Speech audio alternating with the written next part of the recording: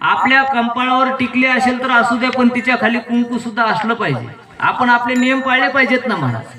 आपण नाचलं नाही पाहिजे. खरं सांगू, आपला धर्म असा आहे गड्या, आपण स्त्रिया नाचवणारे नाहीत, आपण स्त्रिया वाचवणारे आहेत. लक्षात वाचवणारे असून तर आपण नाचायला का सुरुवात करायची? आपण का आपला धर्म बुडवायचा महाराज? कुठेतरी आपण सावध झालं पाहिजे, कुठेतरी आपण जागृत झालं पाहिजे. इकडे तिकडे नाचण्यापेक्षा धर्ममंडपामध्ये नाचा, जीवनाचं कल्याण करून घ्या गड्या. या धर्ममंडपामध्ये नाचलं पाहिजे. देवाचं प्रागट्य झालं, संपूर्ण गोकुळामध्ये आनंदाचं वातावरण आहे. तिकडे कंसाला बातमी कळाली. आता देव प्रगट झाल्यामुळे राक्षसांना दुःख होतं, भक्तांना आनंद होतो.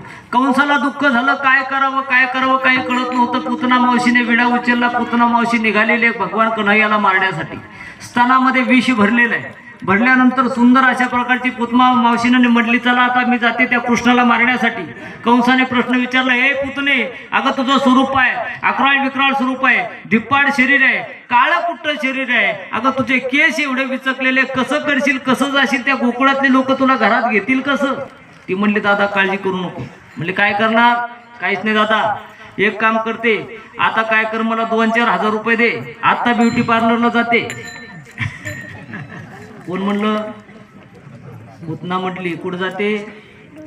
ब्युटी पार्लरला. पुतना ब्युटी पार्लरला गेली आणि सगळं व्यवस्थित मेकअप करून आली. तेव्हापासून पुतना ब्युटी पार्लरला जायची पद्धत निघाली. अगोदर नव्हती. बरोबर आहे का नाही? जा जा जा जा, आपलं काय मत नाही, गेलंच.